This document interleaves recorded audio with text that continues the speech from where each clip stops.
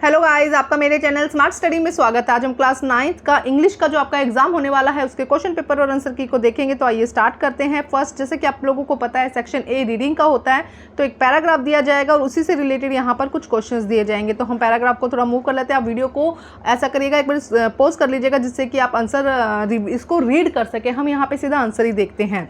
Question क्या है, आपको सारे आंसर आपके पैराग्राफ में मिल जाएंगे। जो स्टार्टिंग का टाइम होता है रीडिंग का, वहां पर आप इसको अच्छे से रीड कर सकते हैं। क्वेश्चन देखिए, what is the passage mainly about it. ये जो पैसेज है मेनली किसके बारे में बताया गया है? To emphasise the importance of balance nutrition diet adolescence को लेकर जो न्यूट्रिशन डाइट है उसके बारे में ही बताया गया है। सी आंसर यहाँ पे करेक्ट हो जाएगा। थोड़े जो अब ये पैराग्राफ्स आते हैं थोड़ा कंपेरेटिवली टफ हो गए हैं पहले से, इसमें आपको समझ के आंसर करना होता है। तो इसकी एक शॉर्ट ट्रिक बताऊंगी जिससे शायद आपको कुछ मार्क्स मिल जाए। पूरे नंबर तो नहीं मिलेंगे लेकिन हाँ उससे रिलेट करते नंबर मिल सकते हैं आपको।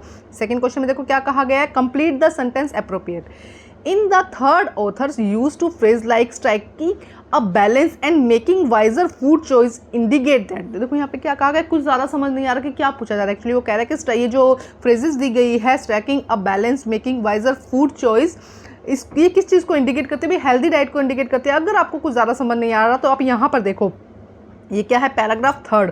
तो सीधा पैराग्राफ थर्ड में चले जाइए। हम यहाँ पर चले जाते हैं पैराग्राफ थर्ड में और उससे रिलेट करते हुए जैसे कि ये लाइन हम वहीं से ऐड कर देते हैं। पैराग्राफ से जाके आप स्टार्टिंग किया पूरा पैराग्राफ लिख दो, कोई बात नहीं, नंबर आपको मिल जाएंगे, कुछ नंबर तो मिल ही जाएंगे ना।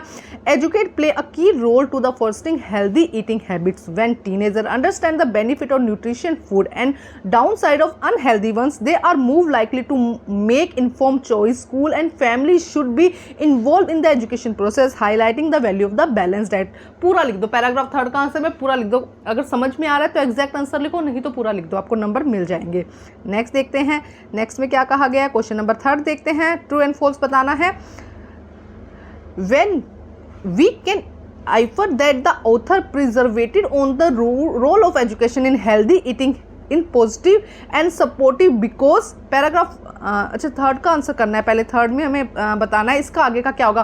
तो यहाँ पे क्या कहा गया है, पैराग्राफ 4, इसमें बताना है कि ईटिंग और किस तरह से सपोर्ट किया है। तो पैराग्राफ 4 निकाल ले और उसी में पूरा का पूरा पैराग्राफ हम आंसर कर देंगे। तो देखो अच्छा पहले का सेकंड का आंसर ये था, मैंने गलती से आपको सेकंड का आंसर यहाँ आता है, balance diet should be include variety of fruit vegetable whole grains. यहाँ पे सेकंड का आंसर है। थर्ड का ये वाला पैराग्राफ आंसर हो जाएगा कि क्या क्या उसके अंदर होना चाहिए। तो पैराग्राफ थर्ड सीधा लिख दो, जहाँ पे जो आंसर है वही आपको लिख देना है। सेकंड में थर्ड पैराग्राफ था तो थर्ड पैराग्राफ, फोर्थ में जो थर्ड क्वेश्चन है उसके अंदर फोर्थ पैराग्राफ है तो फोर्थ पैराग्राफ की लाइंस लिख देनी है। क्वेश्चन नंबर 4 देखते हैं, ट्रू एंड फॉल्स बताना है। The passage suggests that teenagers should completely abandon fast food for a healthy diet। भाई क्या वो उनको पूरी तरह से उन्होंने नकार दिया है फास्ट फूड को? नहीं, ऐसा नहीं है। तो ये क्या हो जाएगा, फॉल्स हो जाएगा। क्वेश्चन नंबर 5 देखिए क्या कहा गया है। The impact of social media on teenager eating habit in इमेंसिस justify the statement about 40 words की किस तरह से इसका इफेक्ट पड़ा है सोशल मीडिया का हेल्दी डाइट पर। तो देखो ये रहा इसका answer, influence teenager eating habit and body image, मतलब बॉडी शेप बनाने के चक्कर में वो क्या कर रहे हैं, ईटिंग हैबिट्स अपनी अपना रहे हैं, प्रोग्रेस अनरियलिस्टिक बॉडी आइडियाज, मतलब कि क्या कर रहे हैं, बॉडी अपनी बॉडी या अपना फिगर बनाने के लिए गर्ल्स और बॉयज अपना बॉडी बनाने के लिए मतलब बस यूज़ कर रहे हैं, चाहे कुछ भी हो इसके बंदे। Lead to unhealthy diet eating pattern, क्योंकि पहले क्या था, पैटर्न होता था खाने का, कभी भी कुछ भी खा लो, कहीं गए कुछ खा लिया, चाहे वो हेल्दी हो चाहे वो अनहेल्दी। तो इस तरह से कुछ अपने पॉइंट आप यहाँ पर लिख सकते थे या पैराग्राफ में से भी नोट कर लिख सकते थे। क्वेश्चन नंबर 6 देखते हैं। क्वेश्चन नंबर हम 5th हो गया है हमारा। अब हम देखते हैं 6th question. According to the passage, why is it important for teenager to involve in the meal preparation and grocery shopping? क्यों उनको इन्वॉल्व होना चाहिए? To help them appreciate the effort behind the meal preparation। क्यों? देखो एक तो उनको पता चलेगा कि हाँ वैल्यू क्या है और वो क्या कर सकते हैं, अप्रिशिएट कर सकते हैं कि किस तरह से ग्रोसरी का सामान लिया जाता है, उन्हें तैयार किया जाता है, तो उनको उसके बारे में पता चलेगा, साथ में वो एफर्ट कर सकेंगे मील प्रिपरेशन में।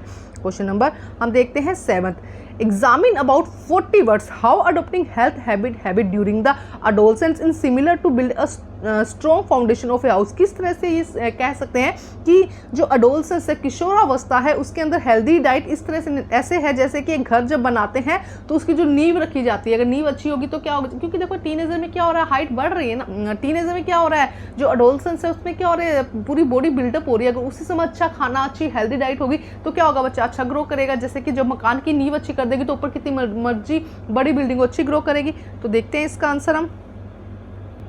देखो क्या लिख सकते हैं, establish a sessional pattern and behaviour for the life long health and wellbeing. Second, like a robust foundation support a house structure good nutrition habit lay the ground work for the habit adult life. आगे की life के लिए easy हो जाएगा अगर अच्छा खाना खाया हुआ होगा। तो आप देख सकते हैं कि पहले जो बुजुर्ग लोग थे वो एकदम प्योर खाना खाते, तो उनकी लंबी लाइफ क्या तो लॉन्ग लाइफ जीते थे, वो अच्छे हेल्दी रहते थे। बल्कि अब के लोग क्या है, ये जो अनहेल्दी फूड खाते हैं तो उतनी उनकी लाइफ नहीं रही है। इसमें इस तरह का इंक्लूड कर सकते हैं आप।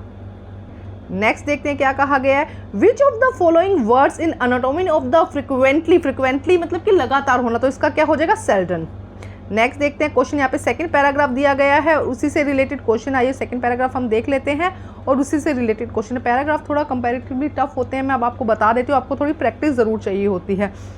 What was the main focus on the study published in the Journal of American Heart Association? तो सी आंसर करेक्ट हो जाएगा, the benefit of dark chocolate on heart health. Next देखिए, पैराग्राफ में अच्छे से दिया होगा अगर आपने उसको ध्यान से पढ़ा होगा।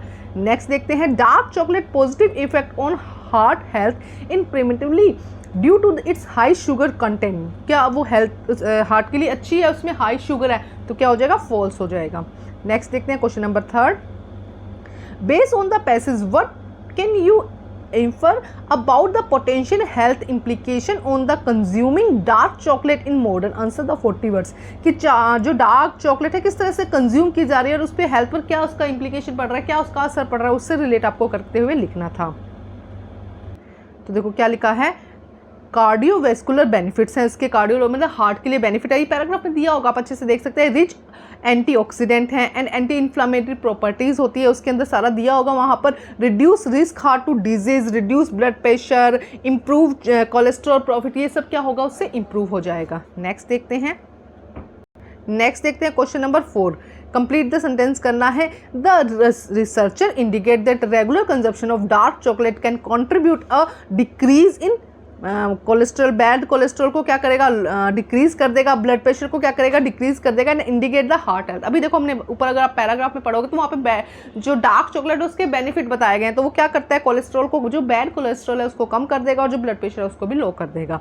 नेक्स्ट क्वेश्चन नंबर 5 देखते हैं क्या कहा गया है, which of the following used and moderation in the same way it is used to the passage about the dark chocolate. तो क्या है, मॉडर्नाइजेशन ऑफ ईटिंग स्वीट्स, मतलब स्वीट्स खाने के लिए हम क्या कर सकते हैं, उसको यूज कर सकते हैं। नेक्स्ट देखते हैं यहाँ पे फिलिंग द ब्लैंक्स है, according to the passage the preservative of dark chocolate is emphasized in minimum heart health. क्या कहा गया है, देखो फर्स्ट में प्रिजर्वेटिव आ जाएगा और सेकंड में क्या आ जाएगा, हार्ट, क्योंकि हार्ट से रिलेटेड चैप्टर है तो हार्ट चैप्टर मतलब कि पैराग्राफ है, तो आप अच्छे से ढूंढ कर लिख सकते हैं। क्वेश्चन नंबर 7 देखते हैं, select the option that hold true in respectively the following statement. जो स्टेटमेंट यहाँ पे ट्रू है उसके बारे में आपको देना है। Dark chocolate heart health benefit are attribute to the flaming content. तो सेकंड का आंसर यहाँ पे क्या हो, सेकंड आंसर क्या हो जाएगा, करेक्ट हो जाएगा। देखो B option, only B option correct है। हालांकि पूरे रीड करिएगा लेकिन मैं आपको फटाफट आंसर करा देती हूँ क्योंकि बहुत लेंथी हो जाएगा पेपर अदरवाइज ना। क्वेश्चन नंबर 8 देखते हैं, While it is a not substitute for a healthy lifestyle or medical treatment, it is suggests that enjoy dark chocolate in moderation can be part of a healthy diet, heart healthy diet. Comment on the statement not than 40 word से ज़्यादा आपको नहीं लिखना। देखो क्या कहा गया कि हेल्दी लाइफस्टाइल के लिए और medical treatment is suggest enjoy, भाई आप उन चीज़ों से बचने के लिए सब्सटीट्यूट के लिए आप क्या कर सकते हैं, डार्क चॉकलेट को यूज़ कर सकते हैं हेल्दी डाइट के लिए। इसी को आपको क्या करना है, मॉडरेट करके लिखना है। तो देखिए किस तरह से लिखें, although dark chocolate can't substitute medical treatment but it may be preventively benefit. मतलब ऐसे नहीं कहेंगे कि हाँ कुछ इसको हम सब्सटीट्यूट करके यही खाना शुरू कर दें, लेकिन ये क्या है, थोड़ा सा बेनिफिट कर सकता है। Dark chocolate has ability to lower blood pressure, a key factor to reducing risk of heart disease thanks to its high flavonoid content. Dark chocolate role in improving cholesterol level by decreasing LED bad cholesterol and potentially increase HLD good cholesterol contributing the overall cardiovascular health. थोड़ा सा आप देखना paragraph को अच्छे से, आप अच्छे से आंसर कर पाओगे। नेक्स्ट देखते हैं, अब नेक्स्ट है ग्रामर का पोर्शन। तो देखो क्या कहा गया, 1 मार्क्स के 10 क्वेश्चन हैं। यहाँ पे देखो क्या कहा गया, the principal announce the winner of the annual support meeting during the assembly yesterday. तो देखो यस्टरडे दिया मतलब कि सेकंड फॉर्म आ जाएगी, सीधा हम क्या लगा देंगे, ईडी लगा देंगे तो अनाउंस हो जाएगा। इन चीज़ों को समझना है आपको कि किस तरह से सॉल्व करना है। 2 friend Kiran and Rajesh are discussing their upcoming science seminar. Kiran, will you be attending the seminar next week? Rajesh, yes I have already registered and I'm quite excited about it. तो देखो अब इसको क्या करना है, रिपोर्ट बनाना है. Report what was the Rajesh hold his friend by completing the following sentence. तो देखो क्या कि राजेश ने आपको क्या करना है, रिपोर्टेड स्पीच बनाना है. राजेश रिप्लाइड दैट, राजेश ने रिप्लाई किया he had already registered. तो आपको क्या लगता है जो पास्ट है, जो प्रेजेंट टेंस है वो पास्ट में कन्वर्ट हो जाता है, तो आई की जगह क्या लग जाएगा, he has already registered and I घट जाएगा यहाँ से, एम की जगह क्या लग जाएगा, was quite excited about it. तो सेम होगा, बस पास्ट टेंस में कर देना होता है और ही को क्या कर, आई को क्या कर देंगे, ही कर देते हैं हम. नेक्स्ट देखते हैं क्वेश्चन नंबर 3 में क्या करना है, एरर ढूंढनी है और उसके बाद में हमें करना है. देखो क्या, Neetu says I did not knew about the meeting and would you have attended it. देखो क्या कहा गया, ये देखो यहीं पे सबसे बड़ी मिस्टेक है. डिड तो पहले ही सेकंड फॉर्म है, उसके बाद में भी सेकंड फॉर्म दे दी न्यू, तो नहीं आएगा. डिड नॉट के बाद में नो आएगा. ये देखो ये ध्यान रखना होता है फॉर्म का, जो जब भी डिड नॉट आता है तो जस्ट उसके बाद सेकंड फॉर्म नहीं आती है, तो फर्स्ट फॉर्म आएगी, क्योंकि डिड सेकंड फॉर्म है ना, डू डिड डन. ठीक है, नेक्स्ट देखते हैं. फिलिंग द ब्लैंक्स लगाना है. यहाँ पे पब्लिक सर्विस अनाउंसमेंट दिया गया है. This is noise sensitive area, loud music और शाउटिंग इज नॉट परमिटेड. मतलब जो जोर से बोलना यहाँ पे अलाउड नहीं है, इज आ जाएगा यहाँ पर. नेक्स्ट देखते हैं 5th question. The team effort was commendable as they achieved dash success that anticipated in the project. More क्या आ जाएगा, more success than the anticipated on the project. C answer यहाँ पे करेक्ट हो जाएगा. क्वेश्चन नंबर 5 देखते हैं क्या कहा गया है. द टीचर से कंप्लीट योर होमवर्क. पहले में स्टेटमेंट एक बात कही जा रही है तो सीधी बिना फॉर्म के आ जाएगा, complete your homework on time. The student completed there assignment promptly. तो ये क्या हो जाएगा, बी आंसर करेक्ट हो जाएगा. क्वेश्चन नंबर 6 देखते हैं. The headphone offer the best sound quality in a reasonable price. This नहीं दीज, क्योंकि हेडफोन्स है ना, देखो यहाँ पे एस लगा है तो दीज आ जाएगा. दीज हेडफोन, तो दिस यहाँ पे एरर हो जाएगा और दीज यहाँ पे क्या हो जाएगा, करेक्शन हो जाएगा. नेक्स्ट देखिए क्वेश्चन क्या कहा गया है. Suman mothers reminded her about something, report her reminder. देखो don't forget to take your umbrella, it may rain today, said Suman's mother. Suman की मदर ने कहा, सुमन मदर रिमाइंडर, क्या रिमाइंडेड कहा, not to forget to take her umbrella as it might rain be that day, कि उस दिन बारिश हो सकती है. तो यहाँ पे डी आंसर करेक्ट हो जाएगा. 12 दिए गए हैं, आपको क्या करना है, 10 इसमें से करने हैं. देखो इसमें क्या कहा गया है. The festival of Diwali celebrated by million people around the world, symbolise the victory of the light over darkness. तो सिम्बोलाइज आ जाएगा, ई एस लग जाएगा, एस लग जाएगा इसके आगे, तो सिम्बोलाइज यहाँ पे एक मिरर वो हो जाएगा, मिस्टेक हो जाएगा, एरर हो जाएगा. करेक्शन में क्या लग जाएगा, सिम्बोलाइज. आप 10 देखते हैं, ये 9th क्वेश्चन था. अब 10 देखते हैं क्या कहा गया है. यहाँ पे हमें चूज करना है. It does not matter how slowly you go as long as you don't stop. तो क्या आ जाएगा, गो आएगा, क्योंकि सब कुछ सिंपल टेंस में है ना, तो गो आ जाएगा यहाँ पर. नेक्स्ट देखते हैं 11 में क्या करना है. During your hike we notice those birds perched high atop the tree and singing models. तो क्या आ जाएगा यहाँ पे, दोज आ जाएगा. थोड़ा सा सेंटेंस को पढ़ोगे तो समझ में आ जाएगा.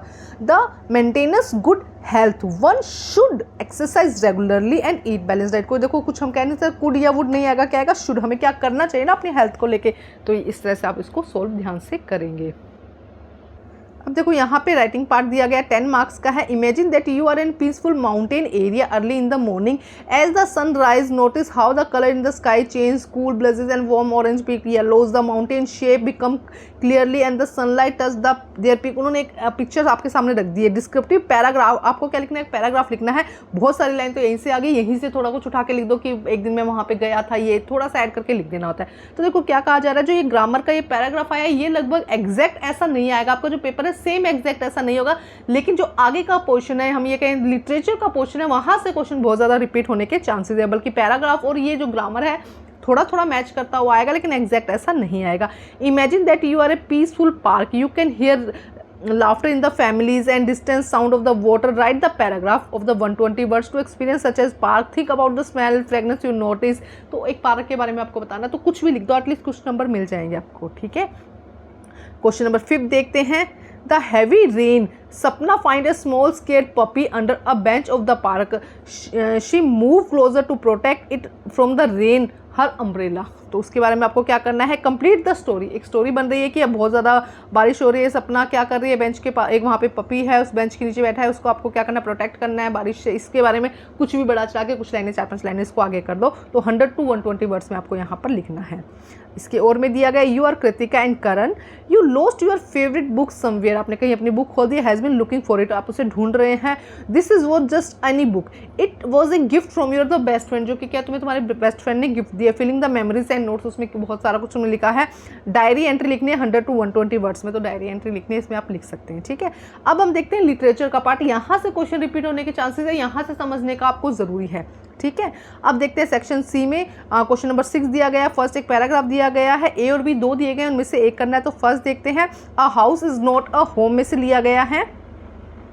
What can be inferred about the mother's state of mind when she ran back into the house? तो क्या हो जाएगा, panicked and desperate। Next question देखिए क्या कहा गया, ट्रू एंड फॉल्स बताना है। The narrator's mother priorities sentimental value over her own safety, ये क्या हो जाएगा, ट्रू हो जाएगा। क्वेश्चन नंबर 3 देखिए, based on the extent describe that why the mother action of running back into the burning house was both risky and understandable. Answer the 40 words में आपको answer लिखना है कि डिस्क्राइब करना है कि मदर का एक्शन क्या था, running back into the burning house में रनिंग बैक क्यों किया था उन्होंने, रिस्क लेते हुए भी, उसके बारे में आपको बताना है। देखते हैं थर्ड का आंसर 2 मार्क्स का है। तो देखो क्या हो जाएगा, the sentiment value of the items, the emotional connection of the late father and inheritance danger of the situation. तो देखो 3 बातें हैं, उसको जो भी वहाँ पे आइटम्स रखे थे उससे सेंटिमेंटल अटैचमेंट थी, उसके फादर से इमोशनल कनेक्शन था, and inheritance danger in the situation. मतलब इस तरह से आप कुछ भी जो चैप्टर आपने रीड किया उससे रिलेट आप यहाँ पर करते हुए लिख सकते हैं। क्वेश्चन नंबर 4 देखिए, what does the narrator reaction on screening mom no reveal about his feeling towards the situation and his mother. तो आपको बताना है कि नरेटर्स ने ऐसा रिएक्शन क्यों दिया कि mom reveal about this, no reveal about his feeling towards the situation and his mother. तो देखिए इस तरह से आप लिख सकते हैं, reveal a deep concern for his mother safety, a sense desperation of the prevent from entering a dangerous situation. ठीक है, इस तरह से आप यहाँ पर लिख सकते हैं। अब इसका बी पोर्शन है, यहाँ पे भी एक पैराग्राफ दिया गया है, the snake and the mirror वाले चैप्टर में से लिया गया है। तो आपको चैप्टर की जो समरी है वो ज़रूर पता होनी चाहिए, तभी आप आंसर्स को सोल्व कर पाएंगे।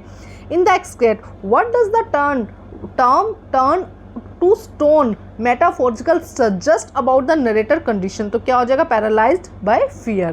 क्वेश्चन सेकंड का आंसर देखते हैं क्या कहा गया है। देखो क्या कहा गया सेकंड में, based on the extract analyse the role of the darkness in setting the mood for the narrator experience about the 40 words. देखो क्या होगा, darkness create a sense of mystery and uncertainty. Darkness क्या करता है, एक mystery देता है, uncertainty देता है।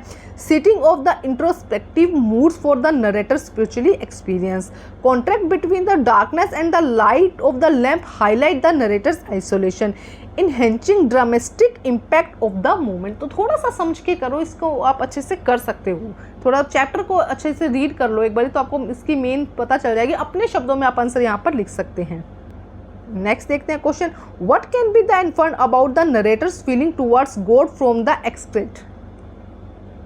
देखो क्या हो जाएगा इसके अंदर, deep respect for God, worried about the God might think, hoping that God will approve and accept this word.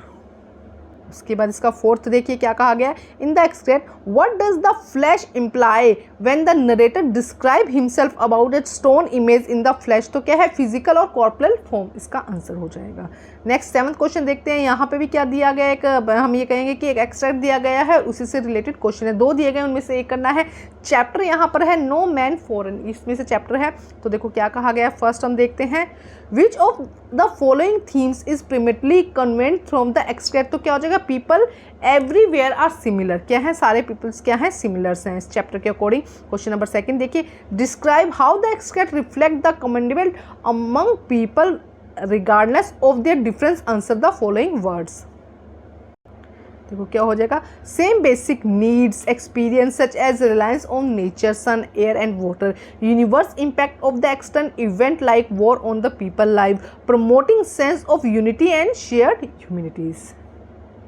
Third देखते हैं, the following line their heads are and their lines we read a labour not different from our struggle of the people all over the world share the same experience और struggle in their work.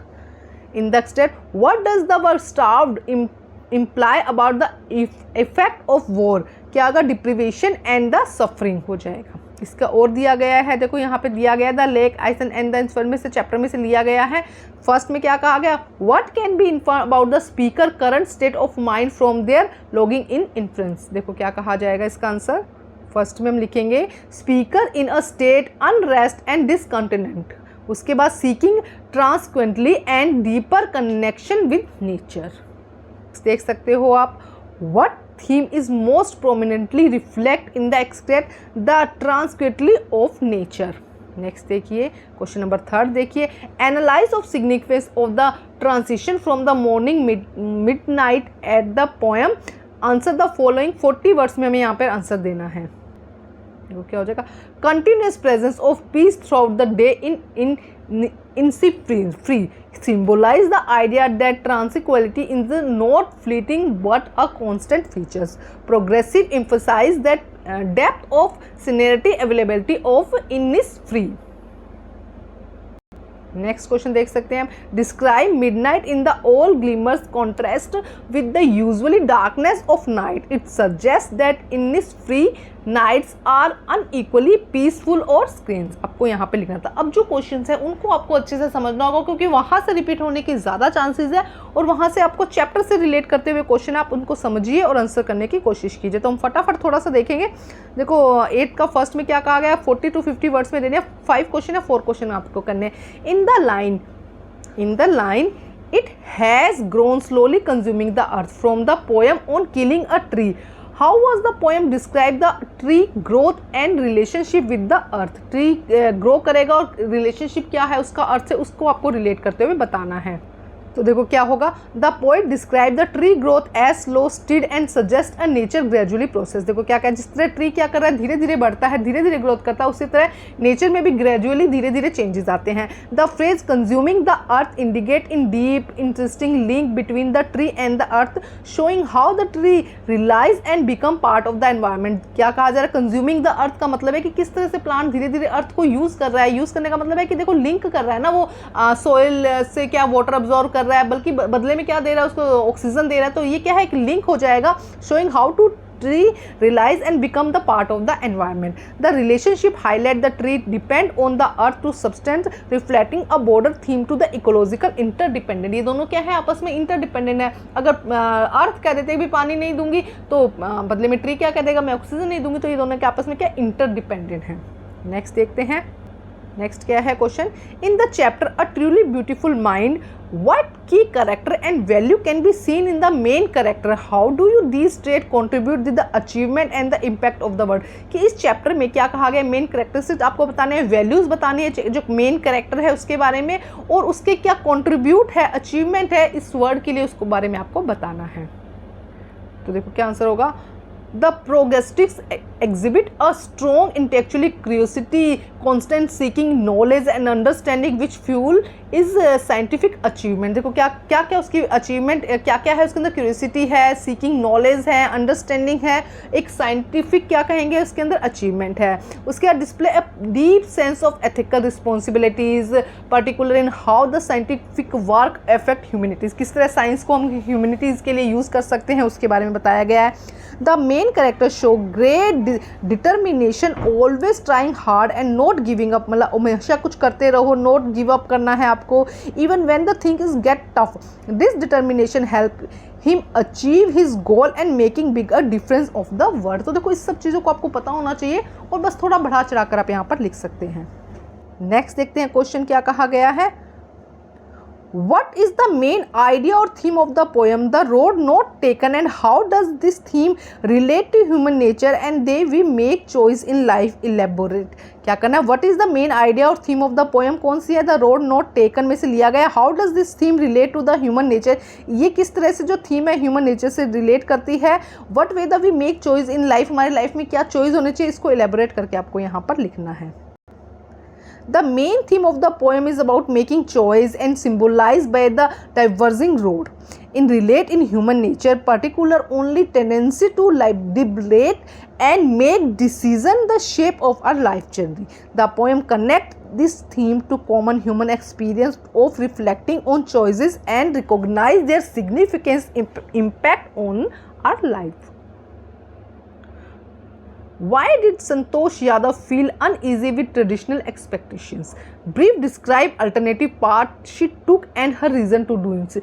ये कहाँ से reach for the top में से लिया गया कि संतोष यादव क्यों अनईजी, जो ट्रेडिशनल फॉलो चल रहा था, जिस ट्रेडिशनल लोग जिसको फॉलो करते आ रहे थे, उससे अनईजी क्यों फील कर रही थी और उन्होंने कौन सा पथ चुना, उसके बारे में आपको बताना है.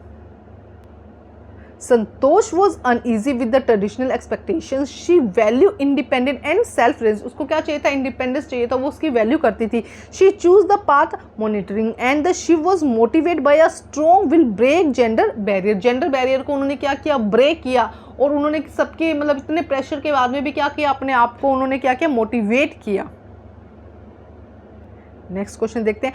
Analyse the motivation behind the interest bring the gender quotas. If I were you, what can be the infer that the intention and how do they drive that the point of the story? तो आइए देखते हैं इसका answer.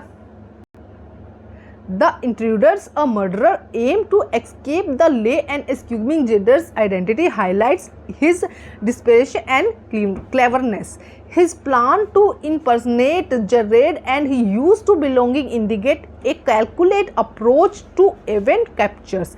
This plan formed to the central conflict of the story, creating suspense and driving to the plot forward. थोड़ा सा इसको समझ के आप आंसर सॉल्व करने की कोशिश कीजिएगा. आंसर द टू क्वेश्चंस करने हैं 40 to 50 वर्ड्स में. तो देखते हैं क्वेश्चन नंबर 1 9th क्वेश्चन का. The in the adventure of Toto why could not Toto से forever with the author family. Why stay क्यों नहीं रहता था उसके साथ में, ये बताना है. एडवेंचर ऑफ टोटो में से लिया गया है. थिंक अबाउट टोटो बिहेवियर, उसके बिहेवियर के बारे में पता करना है. Family experience and what story tell about the having wild animal as a pet. तो आइए देखते हैं इसका आंसर. 3 मार्क्स के हैं ये. टोटो वॉज वेरी मिसchievous and often caused trouble which made it hard for the family to keep him forever. देखो क्या है, वो थोड़ा अच्छा बिहेव नहीं करता था, इसलिए फैमिली को अपने पास रखना मुश्किल था. Toto being a wild monkey was not suited for the life in a house. क्या है, वो एक वाइल्ड मंकी था जो सुटेड घर में सूट नहीं होता था, मतलब ऐसे एनिमल को नहीं रख सकते ना जो परेशान करता हो. His natural behaviour did not fit with the family setting. Family के साथ उसका बिहेवियर सही नहीं था. The story show that wild animal like Toto are not mean to be the household pet. वो एक हाउस होल्ड पेट नहीं बन सकता है because they are happier and better off the their natural environment. क्योंकि वो natural environment में ज़्यादा अच्छा फील करते हैं, खुले में वो अच्छे से रह सकते हैं. सेकंड देखते हैं. सेकंड में in the kingdom of fools analyse the reason why the guru and discipline were the anger of the executive first on the stack. आपको बताना है कि reason why the guru and his discipline क्यों वो हो गए थे फर्स्ट वीक पे. What does the decision reveal about the understanding of the situation of this stating thinking. क्या उनकी अंडरस्टैंडिंग रही थी उसके बारे में आपको बताना है. चैप्टर थोड़ा सा रीड करेंगे तो क्वेश्चन समझने आसान होंगे और आंसर करने. They knew about the king declaration that the first person that be executed would be the reborn of the next king. क्या कहा था कि फर्स्ट पर्सन होगा वो क्या करेगा, as a reborn in the next king. Their angerness of the die first was the part of their clever plan in the escape the situation safely. First क्या था, वो सिचुएशन से बाहर निकलना चाहते थे. The decision of highlight that understanding of the foolishness of the kingdom rules and their ability to use the rule of the advantage. किस तरह से उसकी फुलिशनेस के बारे में बताया गया है किंग की, वहीं से पूरा चैप्टर है. नेक्स्ट क्वेश्चन देखते हैं. In the story of the happy Prince why does his lead heart remain unmelted in the friends. What deeper meaning to the signify about the character and the action theory the story. आपको happy Prince के बारे में यहाँ पर लिखना था, उनके character के बारे में, एक्शन के बारे में. The unmelting heart symbolize that the enduring nature of the happy prince love and compassion of his people. मतलब लोगों से प्यार करना और compassion, ये क्या था उसकी हैबिट में था. It represent his selfless sacrifices, उसके selfless sacrifices impact his deed, उसने जो किया, and which cannot be destroyed by and the forgotten, मतलब उसे भुलाया नहीं जा सकता, उसे destroy नहीं किया जा सकता. This also highlight the contrast between the material wealth which can be melted away and last value of the kindness of the empathy. मतलब क्या कहा जा सकता है कि हाईलाइट किया गया है कि किस तरह से मटेरियल वेल्थ ये सब क्या है, डिस्ट्रॉय हो सकते हैं, मेल्ट हो सकते हैं, लेकिन जो काम किया होता है वो कभी भी डिस्ट्रॉय नहीं होता है. अब हम करें क्वेश्चन नंबर 10. मैं आपको बताती हूँ एग्जैक्ट ऐसा पेपर नहीं आएगा. अच्छे मार्क्स के लिए आप यहाँ से सैम्पल पेपर में से और लास्ट ईयर का जो पेपर है उसमें से अच्छे से तैयारी कीजिए. वहाँ से आपके एकदम अच्छे मार्क्स आने के पूरे चांसेस है. तो अच्छे से तैयारी कीजिए और अच्छे नंबर लाइए. तो देखो क्या कहा गया, क्वेश्चन नंबर 10 देखो क्या कहा गया. हाउ डिड द चिल्ड्रन, आपको 100 to 120 वर्ड्स में देना है. 2 क्वेश्चन है, उनमें से एक करना है. How did the children in the fun they had view the use of physical textbooks paper of learning and opposed to the digital books. क्या कहा गया, fun they had में क्या कहा गया कि use physical textbooks and paper opposed to the digital book. digital मतलब online से ज़्यादा फिजिकल वो ज़्यादा कर रहे हैं. discuss what they might have found surprising or interesting about the traditional learning material. क्या उसके अंदर इंटरेस्टिंग था. ट्रेडिशनल क्या है, बुक से ही है ना, फिजिकल जो यही ट्रेडिशनल है. अब मॉडर्न अब टाइम में ऑनलाइन आया, पहले तो नहीं होता था ना. Justify your answer and example from the text, आपको एग्जाम्पल देना है. तो देखो क्या होगा. The children found the concept of physical book novel and they were accuse the digital screen. They could be surprised by the tactile experience in holding paper and the turning pages. The illustration and the layout of the physical book might catch their attention, offering the different visual experience than digital text. अभी समझा दूँ, पहले read कर लेती हूँ. The idea of book is lasting object which historical value could be a new concept for them and writing notes and highlighting in physical books might be an unfamiliar but interesting activity. देखो क्या कहा जा रहा है यहाँ पर कि जो पुराना टाइम था पढ़ने का, जो बुक्स वगैरह से पहले पढ़ा जाता था, ट्रेडिशनल वे था, वो थोड़ा बोरिंग हो सकता है, लेकिन क्या था, इंटरेस्टिंग नहीं था. लेकिन क्या था, ज़्यादा टच, उससे क्या होता है, कनेक्ट बनता है, कनेक्शन बनता है, स्टूडेंट और बुक्स के बीच का कनेक्शन बनता है. जो अब नया मॉडर्न आया है जिसमें ऑनलाइन हुआ है वो इतना ज़्यादा इंटरेस्टिंग नहीं है. चैप्टर आपको पता ही है कौन से चैप्टर में से लिया गया है. तो ये कहा गया कि पहले बच्चा टच करके पढ़ता था, नोवेल पढ़ता था, ये सब चीज़ें क्या करती थी, डिजिटल में उतना कनेक्ट बच्चा नहीं हो पा रहा है. मेन बात ये है कि अब बच्चा उतना कनेक्ट नहीं हो पा रहा है जितना पहले हो पाता था जब उसको फिजिकल टच मिलता था पढ़ने के लिए. ठीक है, उसी को आपको थोड़ा एलोबरेट करके यहाँ पर लिखना है. नेक्स्ट क्वेश्चन देखो. How are the protagonist of the reach for the top and the Kathmandu similar in the term of their determination and approach of life. इन दोनों को आपको करते हुए सेम की दोनों की क्या है, अप्रोच एंड डिटर्मिनेशन सेम है, सिमिलर है. Discuss the characters and the motivation the short comparatively analyse. दोनों को कंपेयर करते हुए आपको एनालाइज करना है. देखो क्या है, both protagonist exist high level in ambition in their receptive story. अपनी अपनी स्टोरी में दोनों ही क्या थे, बहुत ज़्यादा उन्होंने क्या किया है, हाई लेवल पर एम्बिशियस रखा है और वहाँ पहुँचे हैं. They demonstrate perseverance in the face of challenges. उन्होंने फेस किए, नॉट ऑब्स्टिकल डिटर, मतलब उन्होंने जितनी ऑब्स्टिकल्स आए उस पर उन्होंने हार नहीं मानी, उन्होंने फेस चैलेंजेस को फेस किया है. Each show strong passion of the achievement their goal. हर दोनों में ही क्या था, स्ट्रॉन्ग पैशन था. Whatever reaching on the top in the field, they exploring new place. Both character display sense of independence. दोनों को क्या चाहिए थी, इंडिपेंडेंस चाहिए थी of their journey, make decision that reflect of the personal aspirations. उसके बाद देखो क्या है, they are adaptable, adjusting in the different circumstances. उन्होंने क्या किया, अडेप्ट किया आपको डिफरेंट सर्कमस्टेंसेज में. उसके अलावा जो एनवायरमेंट है उसमें उन्होंने अपने आप को ढाल लिया. And progressive engage in self reflection considering the choice and there impact in their life. देखो सिंपल सा क्या लिखना है कि दोनों ने क्या किया, दोनों की अगर लाइफ देखते हैं तो सेम रही है ना. उन्होंने लोगों के अगेंस्ट जाके लड़ा है, अपना सेल्फ रिस्पेक्ट रखा है उन्होंने. उसके अलावा सेल्फ जो हम कह देंगे डिपेंडेंस थी उनकी ना, लोगों पे डिपेंडेंस नहीं रही थी उनकी, उन्हें आज़ादी चाहिए थी, फ्रीडम चाहिए थी ना. ये सब चीज़ें उन्होंने सेल्फ जो डिसिप्लिन या सेल्फ डिसीजन लिया और अपने जो भी गोल था उसको अचीव किया. ये आपको सब लिखना था. अब हम कर रहे हैं क्वेश्चन नंबर 11. 100 to 120 वर्ड्स में आपको लिखना था. तो फर्स्ट देखो, the last leave, how the idea sacrifice show and how might his influence someone thought the action about selflessness in their own life.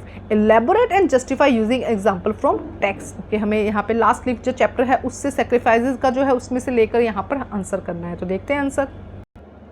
देखो 100 to 120 वर्ड्स में तो थोड़ा ज़्यादा एक्सप्लेन करके लिखना होता है। The story center around the artist who secretly paint the last leaf of the give hope to a sick neighbour showcasing a deep act as a selflessness. His sacrifice in inspiring hope and that will to live in the sick neighborhood and demonstrating the power impact of the selfless act. The artist's compassion and understanding from his neighbor condition highlight the importance of empathy. उसके बाद क्या कहा गया? The story illustrate how a small act kindness can have significant positive impact of the other. The narrative can encourage reader to think about the illustrator and the role of their own lives. The promote reflection on how one's actions, however small, can deep affect his life of other. कुछ भी point इससे match करते हैं आप यहाँ पर लिख सकते हैं। हम देखते हैं ये क्वेश्चंस बहुत इंपॉर्टेंट है, आप इनको अच्छे से लर्न करके चले जाइएगा। अगर वो इस चैप्टर से रिलेट करते ऐसा क्वेश्चन आता है तो आप ऐसे ही लिख दीजिएगा, नंबर आपको मिल जाएंगे, पासिंग मार्क्स मिल ही जाएंगे आपको, तो इस चीज़ का ध्यान रखिएगा। एसेस वट एवर एश्योन devotion and honesty make him an idea servant for the Mahindra. What trait define the idea servant and how Iswaran in action reflecting these? Use the story explain the concept. Iswaran the storyteller यहाँ से आपको करते हुए लिखना था, तो देखते हैं answer. Iswaran unwavering loyalty of the Mahindra stand out, showing commitment on his road. His honesty a vital trait and his servant build trust to his relationship. क्या हुए जो उनके साथ में सर्वेंट के साथ में ऑनेस्टी और रिलेशनशिप उन्होंने बनाए। Iswaran perform his duty with dedicate and going beyond his obligations. He adapt his different situation and important aspect of the being dependable servant. Next देखो क्या कहा गया है। His story telling provide comfort and entertainment enhancing his value beyond usual servant duties. Iswaran understanding the Mahindra's need and mood highlight his empathy and the की quality for an ideal servant. तो देखो क्या है, questions को समझना है, उसके बाद आंसर करना है आपको। बहुत ही इंपॉर्टेंट क्वेश्चन है, उनको अच्छे से पढ़ के जाइएगा, सैम्पल पेपर करके जाइएगा, और साथ साथ में आप क्या कर सकते हैं, सैम्पल पेपर के अलावा आप लास्ट ईयर का जो क्वेश्चन पेपर है उसको भी सॉल्व कर सकते हैं। मेरे चैनल पर सब चीज़ें आपको मिल जाएगी, अच्छे से तैयारी करिएगा और बहुत अच्छे नंबर लेकर आइएगा। Thank you guys.